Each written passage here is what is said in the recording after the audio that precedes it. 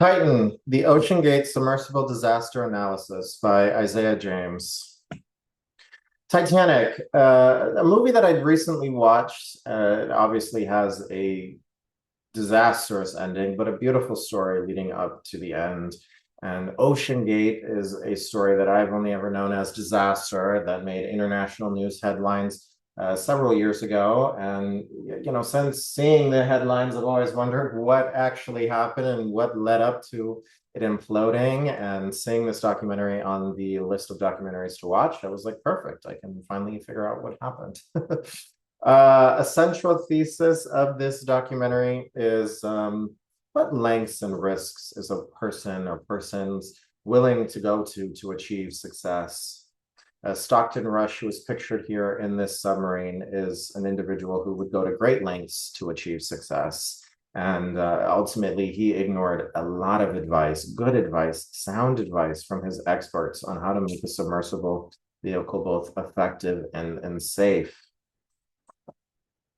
The documentary uses ethos as an appeal, and evidence of that is through personal experience. The documentary brought on a number of former employees and people who are associated with Oceangate in other ways into the fold. They were able to tell their stories of how they found Oceangate or how they got connected, and then what happened once they were connected and a part of Oceangate, and where did things start going wrong for them. When did they notice ethical concerns, safety concerns? When eventually did they decide to depart, or when, what it was like to lose someone who was a part that was their family member. And personal experience was a key driving factor in this entire documentary. David Lockridge here, who is pictured, was the director of marine operations, and his personal accounts was vital. I mean, this man had 20 plus years of submersible experience, and he was going to be the driver taking passengers down to the Titanic wreckage. And so he wanted, a vehicle that he believed in, that he knew was going to be safe and would hold up. And, hearing his personal experience on where things were going wrong was vital, in my opinion. Logos is another appeal that the documentary uses in scientific data as evidence.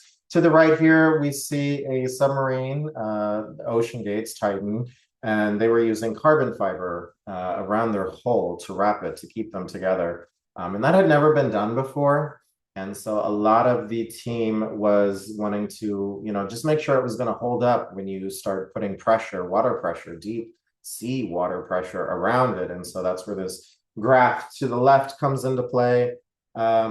These purple lines are indicators of stress, tears of the carbon fiber as the submersible vehicle is diving down.